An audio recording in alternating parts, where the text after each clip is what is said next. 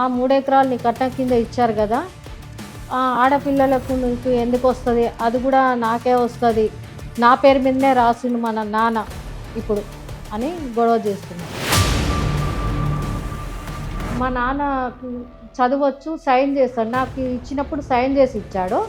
మా తమ్ముడు ఏం చేసిండంటే తమ్ము పెట్టి నాకు రాసి ఇచ్చాడు. పేపర్ మీద తమ్ము ఇంప్రెషన్ ఉంది. అదే మేడం, చూడడానికని వెళ్తే ఎట్లా వస్తారో ఆస్తి నీ పేరు మీద రాసిందో అని మా ఆయనను తల మీద కొట్టింది మేడం. అయ్యో, హాస్పిటల్లో ఉన్నారు మేడం. బాధపడకండి అమ్మా, బాధపడద్దమ్మా, ఏం చేయగలమో అది చేద్దాం. మీరు అంతగానం ఏడుస్తే ఎలాగా?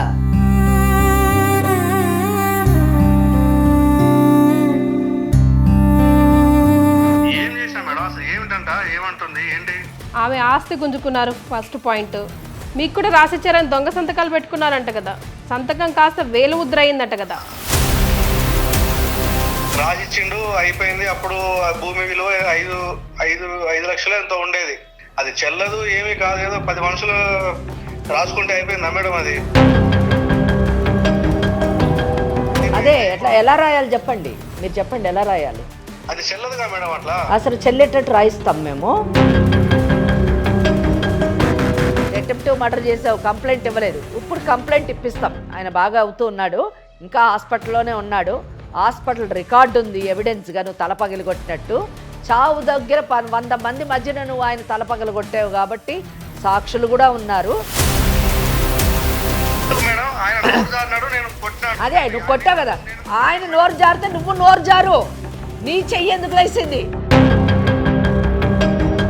మా తమ్ముడితోని మాకు ప్రాణభయం ఉంది మేడం.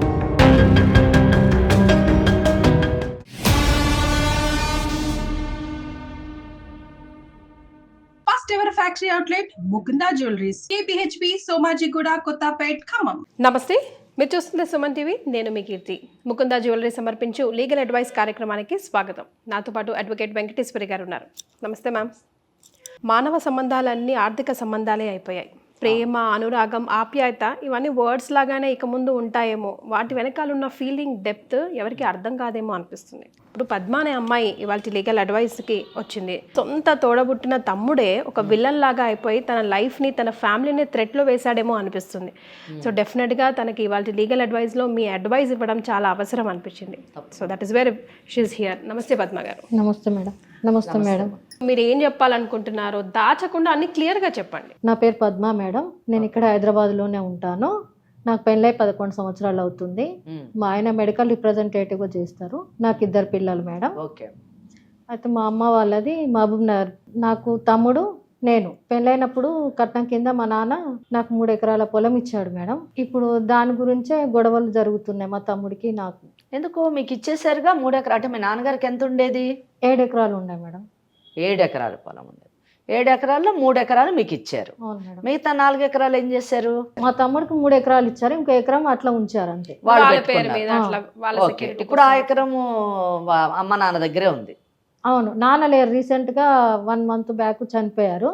అయ్యో, ఓకే. మీ అమ్మగారు అమ్మగారు. ఓకే. సో ఇప్పుడు ఎక్కడ వస్తుందండి ప్రాబ్లం? ఆ 3 ఎకరాలని కట్నం కింద ఇచ్చారు కదా, ఆడపిల్లలకు నీకు ఎందుకు వస్తుంది, అది కూడా నాకే వస్తుంది, నా పేరు మీదనే రాసిండు మన నాన్న ఇప్పుడు అని గొడవ చేస్తున్నారు. అంటే మీ నాన్నగారు మీకు పెళ్ళికి ఇచ్చినప్పుడు ఆయనకి తెలియదా ఈ సంగతి? కట్టరూపంగా ఈ 3 ఎకరాలు మీకు ఇచ్చారన్న విషయం ఆయనకు తెలీదా? తెలుసు మేడం. తెలుసు. తెలిసిన తర్వాత మరి ఇప్పుడు మీ నాన్నగారు లేరు కాబట్టి గొడవ చేస్తున్నారు. అవును మేడం. మరి మీకు రాసి ఇచ్చారా అది? మీ నాన్నగారు ఒక పేపర్ మీద రాసి ఇచ్చారు మేడం. పేపర్ మీద ఏదో రాసి ఇచ్చారు కదా? రాసి ఇచ్చారు. ఓకే. అయితే ఇప్పుడు ఏమంటాడు అతను?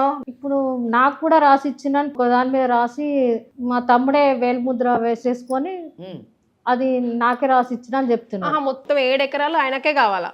అప్పుడు ఈ అమ్మాయికి పెళ్లికి 3 ఎకరాలు ఇస్తున్నాను అని చెప్పేసి అతను బ్రతికున్నప్పుడు ఒక కాగితం మీద రాసి కట్నం రూపంగా ఈ 3 ఎకరాలు ఇవ్వడం జరిగింది. కట్నం అని అన్నారు కానీ అది ఆమె హక్కు, నిజం చెప్పాలంటే ఇచ్చారు, బాగానే ఉంది. ఒకసారి ఇచ్చేసిన తర్వాత 7 ఎకరాల్లోని 3 ఎకరాలు తీసేస్తే ఇంకా 4 ఎకరాలు ఉంటాయి. 4 ఎకరాల్లోని 3 ఎకరాలు కొడుక్కి ఇచ్చాడు. ఇంకొక ఎకరం వాళ్ళిద్దరు పెట్టుకున్నారు. సరే వాళ్ళ తదనంతరం ఎవరికి వెళ్తుందో తర్వాత విషయం, అది ఆ ఇష్యూ, ఆ సబ్జెక్ట్ మన ముందు లేదు. ఓకే. కానీ 7 ఎకరాలు నాకే రాసి ఇచ్చాడు, పేపర్ నా దగ్గర ఉంది అని చెప్పడం మాత్రము సంథింగ్ ఈజ్ రాంగ్, ఏదో ఇల్లీగల్ జరిగింది, ఈ అమ్మాయికి ఏదో అన్యాయం జరుగుతుంది అన్న విషయం మనకు అర్థమవుతుంది. అదే కాక మా నాన్న చదవచ్చు, సైన్ చేస్తాడు, నాకు ఇచ్చినప్పుడు సైన్ చేసి ఇచ్చాడు. మా తమ్ముడు ఏం చేసిండంటే తమ్ము పెట్టి నాకు రాసి ఇచ్చాడు. పేపర్ మీద తమ్ము ఇంప్రెషన్ ఉంది. సొంత తండ్రిని కూడా, చనిపోయిన తండ్రిని కూడా డబ్బు కోసం, తండ్రి అంటే పోనీ చనిపోయాడు ఇంకా లేడు కాబట్టి ఏదైనా మాట్లాడచ్చు, కానీ అక్కగారు కదా, అది తండ్రి బ్రతికుండగా ఇచ్చినటువంటిది. ఇప్పుడు అక్కకు ఒక కుటుంబం కూడా ఉంది, బావగారు ఉన్నారు, 2 పిల్లలు ఉన్నారు. సరే బావగారికైనా ఆయన గౌరవం ఇవ్వాలి. వీళ్ళందరూ ఇంతమంది సాక్షులు ఉండగా ఒక కొత్త డాక్యుమెంట్ ని క్రియేట్ చేయడము, ఉన్నటువంటి అసలైన డాక్యుమెంట్ అసలు దానికి విలువే లేకుండా మాట్లాడడం అన్నది, అంటే చట్ట పరిధిలో ఉన్న దాన్ని చట్ట విరుద్ధమైన దాంతో కొట్టాలి అని అనుకోవడం అన్నది చాలా ధైర్యానికి సంబంధించినటువంటి విషయం. అయితే ఈ గొడవలు 2 years చనిపోక ముందు నుంచే జరుగుతున్నాయి మేడం. అంటే 2 years మీ నాన్నగారు అనారోగ్యంగా ఉండినారు? అవును మేడం. అంటే మీరు ఆయన ఆరోగ్యం బాగాలేనప్పుడు వెళ్తూ ఉండేవారా? మధ్య మధ్యలో వెళ్తూ ఉండేవారు. అప్పుడు ఈ గొడవలు జరుగుతుండే ఆస్తి గురించి. అంటే మీ నాన్నగారు బ్రతికుండగానే ఆయన అనారోగ్యాన్ని అదునుగా తీసుకొని అప్పుడే మొదలు పెట్టాడు. అవును మేడం. మరి మీ నాన్నగారు ఏమనేవారు అప్పుడు? కూతురికే ఇచ్చిన కదా కట్నం కింద, దానికే ఇచ్చిందా, దానికే పోతుంది, నీకెట్లా వస్తుంది రా అని అనేవాడు. అంటే ఒకటి, తండ్రికి కాస్త జ్ఞానం ఉంది ఆయనకి, సో చదువుకున్నవాడు కాబట్టి చట్టం పైన కాస్త ఆయన అవగాహన ఉండి ఉండొచ్చు. ఇక్కడ మనకి తండ్రి విషయాన్ని తీసుకుంటే అతని వైపు మనం ఏ విధంగా కూడా తప్పుగా చూసేటటువంటి అవకాశం లేదు. న్యాయబద్ధంగా ఉన్నటువంటి తండ్రి ఇచ్చినటువంటి ఆస్తిని అన్యాయంగా కొట్టేయాలి అనేటటువంటి తమ్ముడు గురించి ఇక్కడ మనము మాట్లాడాల్సినటువంటి విషయం. నాన్నగారు చనిపోయిన తర్వాత చూడ్డానికి వెళ్ళినాం మేడం. చూడ్డానికి వెళ్తే కూడా రానివ్వలేదు మేడం. అదేంటి, మీరు కూతురు కదా, చూడ్డానికి కుటుంబంలో ఒక భాగం కదా, అంతర్భాగము. మీ తండ్రి చనిపోయినప్పుడు మీరు అక్కడ ఉండి అన్ని చేయాల్సినటువంటి పరిస్థితి, మీ భర్త కూడా అక్కడ ఉండాల్సినటువంటి పరిస్థితి, పిల్లలతో సహా. ఆయన ఎవరు రానికపోవడానికి? అదే మేడం, చూడ్డానికి అని వెళ్తే ఎట్లా వస్తారో, ఆస్తి నీ పేరు మీద రాసినో అని మా ఆయనను తల మీద కొట్టింది మేడం. అయ్యో, హాస్పిటల్లో ఉన్నారు మేడం. ఇప్పుడు హాస్పిటల్లో ఉన్నారా? అవును మేడం. ఈయన కొట్టినందువల్ల? అవును మేడం, తల మీద కొట్టిండు, హాస్పిటల్లోనే ఉన్నారు. అంత సీరియస్ గా జరిగింది గొడవ? అవును మేడం. ఈ చావులోనే? అవును మేడం. మీ నాన్నగారు చనిపోయి ఎంతకాలం అయింది? 1 month అయింది మేడం. బాధపడకండి అమ్మా, బాధపడద్దమ్మా, ఏం చేయగలమో అది చేద్దాం. మీరు అంతగానం ఏడుస్తే ఎలాగా? మీ తమ్ముడు పేరు? నరసింహ అంట. అదే, మీ వాళ్ళకి పిల్లలు ఉన్నారుగా మీ తమ్ముడికి? మీ భర్త పరిస్థితి ఎలా ఉందమ్మా హాస్పిటల్లో? ఇప్పుడు పర్వాలేదు మేడం, ఇప్పటికి 4 లక్షలు అయినాయి. ఓ, 2 నెలల రోజుల నుంచి, అంటే చాలా సీరియస్ కేసే కదా. వెళ్ళొచ్చు, డిశ్చార్జ్ చేస్తామని అంటున్నారు మేడం. కానీ ఇక మీరే ఏమన్నా న్యాయం చేస్తారని నేను ఇక్కడ దాకా వచ్చిన మేడం. అంటే ఏ విషయంలో మీకు న్యాయం కావాలి? మా తమ్ముడితోని మాకు ప్రాణభయం ఉంది మేడం. మాకు బ్లాక్మెయిల్ చేస్తున్నాడు, ఆయనను చంపేస్తాము ఆస్తి కోసం అని. ఎట్లా వస్తావు మా ఊరికి, ఎట్లా వస్తావు నువ్వు, మామనారు కాలు పెట్టి చెప్తాను ఈ సంగతి అని అంటున్నాడు మేడం, బెదిరిస్తున్నాడు. ఇప్పుడు మా నాన్న నాకు రాసిచ్చాడు కదా మేడం. అవును, రాసిచ్చినప్పుడు నాకు అతను న్యాయం జరగాలి కదా మేడం. నాకు కూడా 2 పిల్లలు ఉన్నారు. ఇప్పుడు నేను ఊరుకున్నా కానీ మా ఆయనకు రాసిచ్చినప్పుడు వాళ్ళైతే ఊరుకోరు కదా మేడం. నాకు ఇచ్చింది, తండ్రి ఇచ్చినటువంటి ఆస్తి నీకు చెందుతుందా లేదా అన్నదే చట్టానికి సంబంధించినటువంటి విషయం. 1. 2, ఇంకో విషయం నువ్వు చాలా బాగా చెప్పావు, అడిగావు నువ్వు, ఏంటంటే ప్రాణ నష్టం. అది నాకు చాలా ఇది చేసింది. కొంచెం విభిన్నమైనటువంటి కేసులు మనము డీల్ చేసేటటువంటి అవకాశము ఈ షోలో మనకి వచ్చింది అని చెప్పచ్చు. ముఖ్యంగా ఆస్తులకు సంబంధించినటువంటి కేసులు ఎక్కువగా వస్తున్నాయి. అందులో ఇది ఒకటి. ఇక్కడ మనం రక్షించవలసినటువంటిది, లేదా చట్టపరమైనటువంటి అవగాహన కల్పించవలసినటువంటిది, లేదా చట్టపరంగా మహిళలకి ఆస్తుల విషయంలోని ఎటువంటి హక్కులు ఉన్నాయి, ఆ ఉన్నటువంటి హక్కుల్ని ఏ విధంగా పరిరక్షించుకోవాలి, ఆ హక్కుల ద్వారా ఉన్నటువంటి ఆస్తిని ఏ విధంగా కాపాడుకోవాలి, ఏ విధంగా అనుభవించాలి అనేటటువంటి విషయాలపైన మనము అవగాహన కల్పించాల్సినటువంటి కేసు ఇది నిజం చెప్పాలంటే.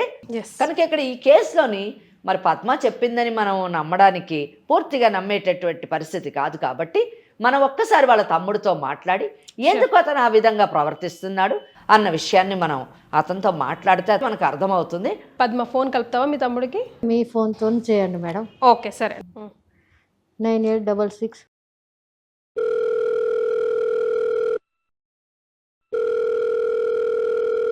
హలో హలో, ఎవరండి? నరసింహ గారా? అవును, ఎవరు? నరసింహ గారు, మేము సుమన్ టీవీ లీగల్ అడ్వైస్ కార్యక్రమం నుంచి కాల్ చేస్తున్నాం. ఎందుకండి? మీ అక్క పద్మ ఇక్కడికి వచ్చిందండి. ఏంటికి? మీకు ఒక అక్క ఉంది తెలుసు కదా? ఉంది. ఏంటికి అంటున్నా? ఏమిటికంటే మీరు వాళ్ళ హస్బెండ్ని కొట్టారంట, నిజమా? అయ్యాన్ని మీకెందుకండి? మాకెందుకేంటి, మీరు హెల్ప్ చేయలే. సంబంధము ఇప్పుడు హస్బెండా మీరు కొట్టడం వల్ల హాస్పిటల్ ఉన్నాడు, కన్న తండ్రా లేడు. నాకు తెలిసి మీ మీద మీరు చేసే పనులకే ఆయన పాపం తొందరగా సిక్ అయిపోయి ఉంటాడు. ఇంకెవరు ఉన్నారు? అందుకే మమ్మల్ని ఆశ్రయించింది. ఏం చేసినా మేడం? అసలు ఏమిటంట? ఏమంటుంది? ఏంటి?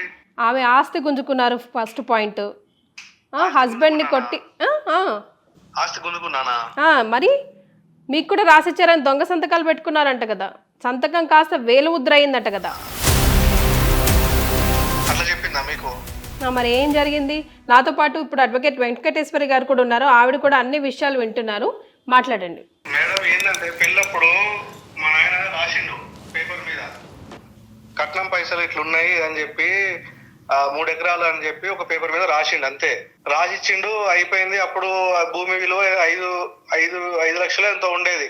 ఓకే, 5 లక్షలు ఎంతో ఉంటే ఇప్పుడు వాళ్ళు అది చెల్లదు, ఏమీ కాదు, ఏదో 10 మనుషులు రాసుకుంటే అయిపోయిందా మేడం? అది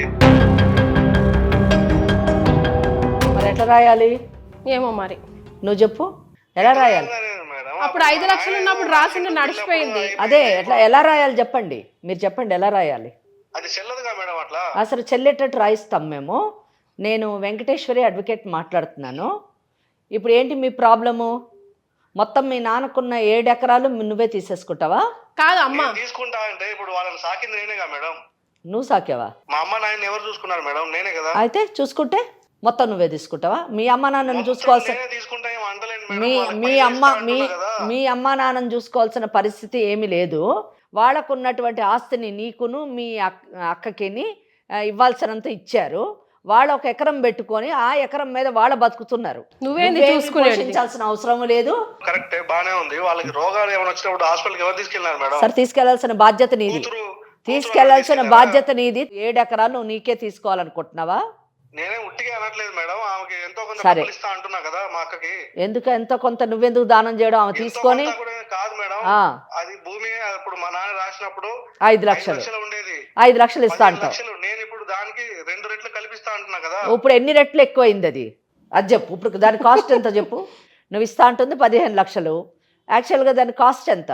అది ఇప్పుడు రోడ్డు పక్కన ఉంది కాబట్టి వాళ్ళు 50 లక్షలు అంటున్నారు మేడం. అది ఎంతో నిజం తెలియదు నాకు. నువ్వు 50 లక్షలు అంటే నా 100% అది 1 కోటి రూపాయలు ఉండి ఉంటుంది. సో 1 కోటి రూపాయలకి నువ్వు 15 లక్షలు ఇస్తావు. ఏం వద్దులే, నువ్వు అంత దయ్యం చూపించక్కర్లేదు. వాళ్ళ ల్యాండ్ వాళ్ళు 15 లక్షలకు కాకపోతే 10 రూపాయలకి అమ్ముకుంటారు, అది వాళ్ళ ఇష్టము.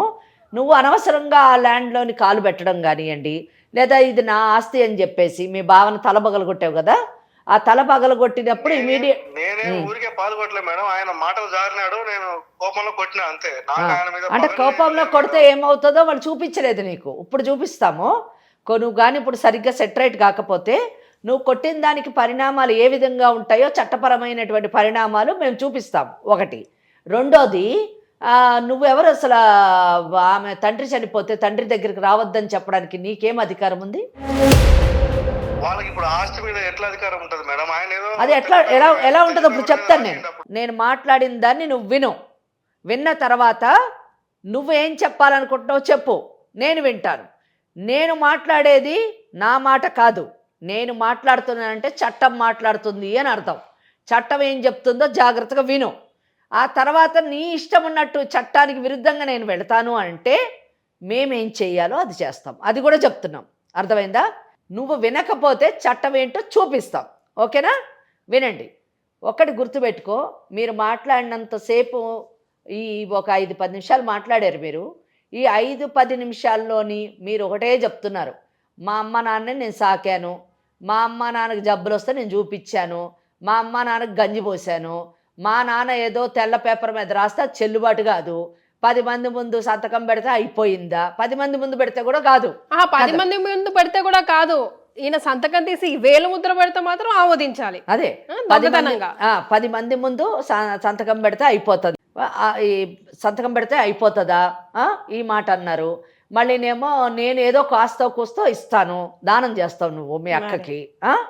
సో ఇవి మీ మాటలు. సో ఈ మాటలన్నిటికీ నేను సమాధానం చెప్పే ముందు ఏం చదువుకున్నావు బాబు నువ్వు? నేను ఇంటర్ చదువుకున్నా మేడం. ఏం చేస్తున్నారు మీరు ఇప్పుడు? నేను వ్యవసాయం చేస్తాను, ఊర్లో తిరుగుతా మేడం నేను. ఓకే, వ్యవసాయం చేస్తారు. ఓకే, తిరగడం అంటే రాజకీయమా? అవును మేడం, పొలిటికల్ గా తిరుగుతాను. సరే, మంచిది, సంతోషం. అంటే నీ ధైర్యం అంతా నేను రాజకీయంగా తిరుగుతాను కాబట్టి నేను ఏమైనా చేస్తాను, నేను ఏం చేసినా చెల్లుబాటు అవుతుంది కనుక మనం ఏమైనా చేయొచ్చు అని అనుకుంటున్నామేమో. ఎవరైనా మేడం నేను అట్లా అంటలేను. ఎవరైనా చట్టానికి విరుద్ధంగా వెళ్ళడానికి వీల్లేదు. జాగ్రత్తగా విను. చట్టం ఏం చెప్తుందంటే మీ నాన్న రాసిచ్చినటువంటి కాగితం, తెల్ల కాగితం మీద రాసిచ్చినంత మాత్రాన చెల్లుబాటు అవుతుందా అని మీరు అడిగారు కదా. ఓకే, చెల్లుబాటు కాదు. ఆ కాగితాన్ని ఇప్పుడే నేను తీసి ముక్కలు చేసి చెత్తబుట్టలో వేస్తాను. కానీ అది వేసినా కూడా మీ నాన్నకున్నటువంటి 7 ఎకరాల్లోని 3.5 ఎకరాలు మీ అక్కకి, 3.5 ఎకరాలు నీకు చెందుతాయి. ఇప్పుడు మీ అమ్మగారు ఉన్నారు కాబట్టి, మీ నాన్న ఉన్నప్పుడే డిసైడ్ చేశారు కాబట్టి నీకు 3 ఎకరాలు, మీ అక్కగారికి 3 ఎకరాలు, 1 ఎకరం మీ అమ్మ పేరు మీద ఉంటుంది. మీ అమ్మ తదనంతరము ఆమె ఎవరికి ఇచ్చి వెళ్ళాలనుకుంటే వాళ్ళకి ఇచ్చి వెళ్తుంది. అది కూడా నిజం చెప్పాలంటే నీకు 1/2 ఎకరు, మీ అక్కకి 1/2 ఎకరు వస్తుంది. మళ్ళీ ఎందుకంటే మీకు ఇంకా వేరెవరు, మీరిద్దరే కాబట్టి ఇది చట్టం. దానికి ఏ కాగితం అక్కర్లేదు, ఎవరు రాసి పెట్టక్కర్లేదు. మీ నాన్న సంతకాన్ని తీసేసి నువ్వు ఏలుముద్ర వేసుకొని అవసరం లేదు. వేలుముద్ర వేసుకున్నా కానీ అది చెల్లుబాటు కాదు. ఒకవేళ దీనికి విరుద్ధంగా నువ్వేమన్నా చేస్తే ఆ ఒక్క ఆస్తిని ఈ చట్ట పద్ధతిలోని చట్టపరంగా ఆమె మీ అక్కగారు చక్కగా కోర్టు ద్వారా స్వాధీనపరుచుకుంటుంది. అటెంప్ట్ మర్డర్ చేసావు, కంప్లైంట్ ఇవ్వలేదు, ఇప్పుడు కంప్లైంట్ ఇప్పిస్తాం. ఆయన బాగా అవుతూ ఉన్నాడు, ఇంకా హాస్పిటల్లోనే ఉన్నాడు. హాస్పిటల్ రికార్డు ఉంది ఎవిడెన్స్గా నువ్వు తలపగిలి కొట్టినట్టు. చావు దగ్గర 100 మంది మధ్యన నువ్వు ఆయన తలపగలు కొట్టావు కాబట్టి సాక్షులు కూడా ఉన్నారు. అంటే ఇక్కడ డాక్యుమెంటరీ ఎవిడెన్స్ ఉంది, మళ్ళా ఓరల్ ఎవిడెన్స్ కూడా పెట్టి నువ్వు చేసిన దానికి క్రిమినల్ కంప్లైంట్ వేసి నిన్ను లోపలికి పంపించడం తథ్యం.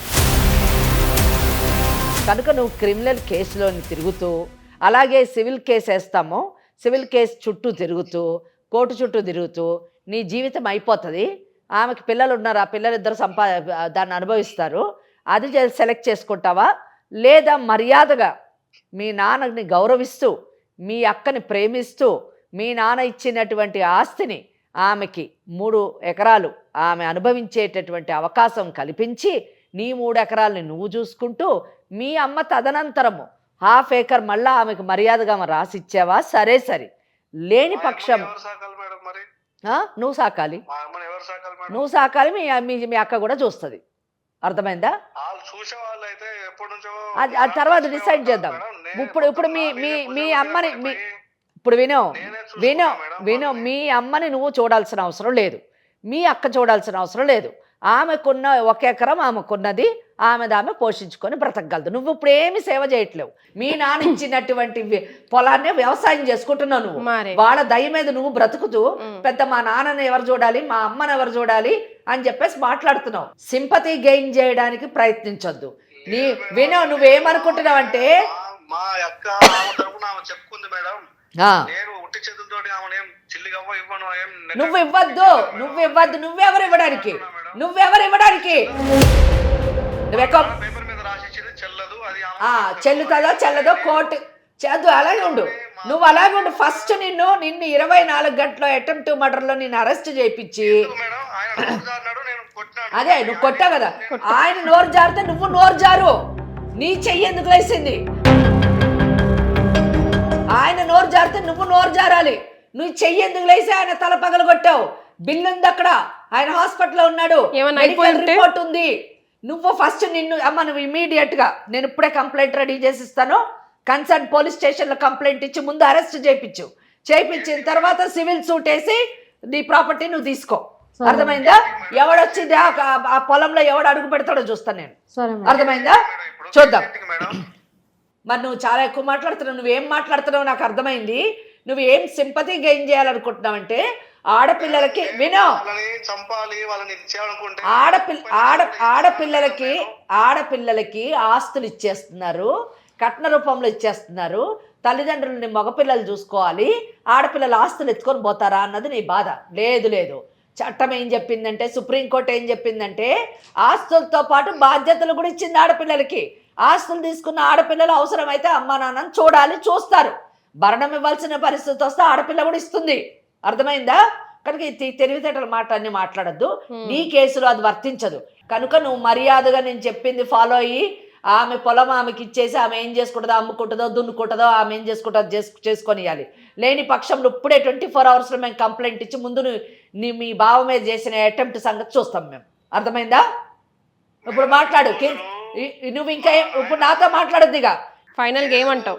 కేసులు ఇవన్నీ ఏంటికి మేడం, నాకు అర్థం కావట్లేదు. ఆయన ఏదో నోరు జాటాడు, నేను కొట్టినాను కర్ర తీసుకొని. మేడం మర్డర్ చేసావు అది అంటుంది నేను మేడం. మరి అటెంప్ట్ మర్డర్ అంటారు, దాన్ని క్రిమినల్ కేసు అవుతుంది. రాయి తీసుకొని కేసులు ఇవన్నీ ఏంటికి మేడం? ఎంతో కొంత నేను మా అక్కకి ఇచ్చి సెటిల్ చేసుకుంటాను మేడం. ఎంతో కొంత కాదు, ఎంతో కొంత ఎందుకు ఇస్తావు? మళ్ళీ నువ్వు బిచ్చమేస్తావా? అవసరం లేదు, తనకు హక్కు ఉంది. అయినా నిన్ను నీ స్పీడ్ని చూస్తే నీ అసలు ఒప్పుకోవడానికి లేదమ్మా. మన ముందు రావాల్సిందే అతను. నేను వచ్చి మాట్లాడతాను మేడం. ఏం మాట్లాడుతావు? మా అక్క ఎంతో కొంత మళ్ళీ ఎంతో కొంత ఇవ్వడానికి నువ్వేం దానం చేయట్లేదు. అదే కదా, నీ ఆస్తిని దానం చేయట్లేదు. నీ ఆస్తి కాదు అది. ఓ పని చేయి, ఆమె 3 ఎకరాలు ఆమెకి ఇచ్చేసి, నీ 3 ఎకరాలు ఉన్నాయి కదా, నీ అక్క మీద ప్రేమతోనే ఒక దాంట్లోంచి కొంచెం ఇయ్యి ఎంతో కొంత. మేడం ఆడికి వచ్చి మాట్లాడతాను మేడం. నేను అంత ఏం మాట్లాడేది ఏం లేదు. ఇచ్చుకోలేను మేడం. నా వైపు కూడా ఆలోచించండి మేడం. నాకు పిల్లలు ఉన్నారు, ఆడబిడ్డ ఉంది. నీకు పిల్లలు ఉన్నారని నీకు గుర్తొస్తుంది, కానీ నీ అక్క కూడా 2 పిల్లలు ఉన్నారని నీకు గుర్తు రావట్లేదు. కాదండి, ఒక తల్లి కడుపున రక్తం పంచుకొని పుట్టారు. గురించి ఆలోచిస్తామని నేను జాకాలి అంటున్నాడు. రేపు పొద్దున అదే కూతురు ఇదే మాట అంటే, నేనే జాకాలి అని అంటే ఎంత తన పిల్లల కోసమే కదా తన తప్పించేది. మరి మీకోసమే కదా, మీ తల్లులు తప్పించి వాళ్ళు బాగున్నప్పుడు ఇలా ఆస్తి డివైడ్ చేసింది. ఈ పరిస్థితి రావద్దని మళ్ళీ తిరిగి అక్కడికే వచ్చారు. మీరు వాళ్ళు బతుకున్నప్పుడే కొట్టుకుంటున్నారు. ఇదా మీరు నేర్పించేది ఇదా? కేసులు ఏమొద్దు కానీ ఏదో సెటిల్ చేసుకున్నాం మేడం. నేను వస్తాను. సరేనాయన, మీరు ఎట్లా చెప్తే అట్లా. మీరైతే రండి, మాట్లాడదాం. సరే మేడం, మంచిది. నమస్తే. ఆ క్రిమినల్ కేసు అనే వరకు ఆ మనిషి అసలు ఎక్కడ జంకలేదు, అంతవరకు వెళ్తుంది అనుకోలేదు. ఇప్పుడు 24 అవర్స్లో మిమ్మల్ని అరెస్ట్ చేయిస్తాను అని మీరు ఎప్పుడైతే అన్నారో అప్పుడు తగ్గాడు ఆ మనిషి. ఒకటే, రేపు ఇక్కడికి వచ్చిన తర్వాత ఆ 3 ఎకరాలు నీకు ఇచ్చి మీ తల్లి తదనంతరము 1/2 ఏకర్ కూడా నీకే వస్తుందమ్మా. ఆ 1/2 ఏకర్ 3.5 ఎకరాలు నీకు చెందేటట్టు డాక్యుమెంట్ రాసి సంతకం పెట్టి ఇచ్చాడా? సరే, చట్టపరంగా అయితే అన్ని హక్కులు నీ వైపు ఉన్నాయి. ఒకవేళ రాయని పక్షంలోని, అజ్యూమింగ్ ఫర్ ఎ మినిట్, తల్లిదండ్రులు సాకిరా కానీ అది చెప్పుకునే విషయం కాదు కదా. తల్లిదండ్రులను చూసుకోవాల్సిన బాధ్యత ప్రతి బిడ్డది. ఆస్తి ఇచ్చినా ఇవ్వకపోయినా అది ప్రతి బిడ్డది. అది తల్లిదండ్రుల హక్కు, బిడ్డల యొక్క బాధ్యత అది. ఇక చట్టపరంగా వచ్చినప్పుడు రేపు ఒప్పుకోకపోతే గానీ, అమ్మ నువ్వు చక్కగా సూట్ ఫర్ పొజిషన్, అంటే పొజిషన్లో ఇప్పుడు అతనే ఉన్నాడు. కాగిత పరంగా ఈమెకి ఇచ్చారు, హక్కు ఈమెకుంది, టైటిల్ ఈమెకుంది. కానీ పొజిషన్లో అతనే చాగు అది చేస్తున్నాడు కాబట్టి పొజిషన్ తీసుకోవాలి. సూట్ ఫర్ పొజిషన్ అంటే ఇక్కడ సూట్ ఫర్ డిక్లరేషన్ వేయక్కర్లేదు. ఈ ఆస్తి నాది డిక్లేర్ చెయ్యండి అని అడగాల్సిన అవసరం లేదండి. ఆటోమేటిక్ తండ్రి పోగానే ఆటోమేటిక్గా బిడ్డలిద్దరికి ఇంటెస్టేట్ కాబట్టి ఇద్దరికి వచ్చేస్తుంది, ఆటోమేటిక్గా వస్తుంది. అదే ఇంటెస్టేట్ అంటే డాక్యుమెంట్ ఏదన్నా ఉండి ఉంటే ఈ 7 ఎకరాలు నేను పలానా దానయ్యకి ఇస్తానంటే దానయ్య తీసుకొని వెళ్ళిపోతాడండి, ఒకవేళ అతను పిత్రార్జితం అయితే. అదే యాన్సిస్ట్రల్ ప్రాపర్టీ అనుకోండి, ఏవి డాక్యుమెంట్ ఉన్నా లేకపోయినా వీళ్ళకి సరి సమానంగా వచ్చేటటువంటి ఉంది. ఇక్కడ మొన్నటి మటుకు డౌట్ ఉండింది. సక్సెషన్ యాక్ట్ అమెండ్మెంట్ చేయనంత మటుకు, మార్పు చేయనంత మటుకు మగపిల్లలకే చెందాలా, ఆడపిల్లలకి ఎంత ఇవ్వాలా వద్దా, ఇవన్నీ డౌట్స్. వీటన్నిటికీ ఫుల్ స్టాప్ పెట్టింది సక్సెషన్ యాక్ట్. మగపిల్లలకి ఎంత చెందుతుందో ఈక్వలే ఆడపిల్లలకు కూడా చెందాలి అన్నది క్లియర్, ఒకటే లైన్ ఫార్ములా. సో ఈ అమ్మాయికి ఆస్తిలోనే ఈక్వల్ రైట్ ఉంది, ఆ అబ్బాయితో పాటు తమ్ముడితో పాటు. కానీ పొజిషన్లో అతను ఉన్నాడు కాబట్టి సూట్ ఫర్ పొజిషన్ అంటే ఆ పొజిషన్ రికవరీ పొజిషన్ తీసుకొని అందులోనే ఇంజంక్షన్, మళ్ళీ వాడు అసలు అందులో అడుగు పెట్టకుండా కోర్టు ఇంజంక్షన్ కూడా ఇస్తుందండి. ఇది ఒక సివిల్ కేసు వేసుకోవాలి. రెండోది భర్త మీద అటెంప్ట్ చేశారు కాబట్టి ఇమీడియట్లీ క్రిమినల్ కంప్లైంట్ ఇచ్చేసి వాడిని అరెస్ట్ చేయించడానికి ట్రై చేయాలి. క్రిమినల్ కంప్లైంట్లోని ఆ కంప్లైంట్ డిసైడ్ అయిన తర్వాత శిక్ష కూడా పడుతుంది. మీకు అర్థమైంది అనుకోండి నేను చెప్పేది ఏంటంటే, చట్టపరంగా అతనికి ఎంత వస్తుందో మీకు కూడా ఈక్వలీ అంతే వస్తుంది. మీరు భయపడాల్సిన అవసరం లేదు. మీ నానిచ్చినటువంటి కాగితం కూడా అవసరం లేదు, కానీ ఆ కాగితం 100% మీకు ఉపయోగపడుతుంది. ఓకేనా? అర్థమైంది. మీరేం వరి కాకండి. రేపు వచ్చినప్పుడు చాలా గట్టిగా చెప్తాము, అతనికి అర్థమయ్యేటట్టు వివరిస్తాము, ప్రయత్నిస్తాము. విన్నాడా సరే సరే ఇక్కడే సెటిల్ అయ్యి చక్కగా హ్యాపీ ఎండింగ్ అవుతుంది. వినకపోతే మాత్రం కోర్టుకి వెళ్ళాలి. సరేనమ్మా, రేపు వచ్చినప్పుడు ఒకసారి మాట్లాడదాం. రేపు సెటిల్ అవుతుందిలేండి, కేసు 100% అవుతుంది. Yeah. ఇంక దీని మీద ఏం డౌట్ అక్కర్లేదు. అదే, ఎందుకంటే criminal case క్రిమినల్ అనేది కేసు ఒకటి ఉంది కాబట్టి Hmm. కొంచెం భయం అయితే ఉంది అతనికి. అంటే చట్టం మీద కాస్త కొస్తే ఇది ఉంది, ఎందుకంటే మళ్ళీ కేసులు ఎందుకు లేండి అని అన్నాడు కాబట్టి 100% అతను అర్థం చేసుకుంటాడని ఆశిస్తున్నాను. హ్యాపీ ఎండింగే అవుతుందని ఆశిద్దాము. Thank you so much for joining us అమ్మా. ఇది ఇవాళ లీగల్ అడ్వైస్. మరో లీగల్ అడ్వైస్తో కలుసుకుందాం. నమస్కారం. First ever factory outlet Mukunda jewelleries, KPHP, Somajiguda, Kothapet, Khammam.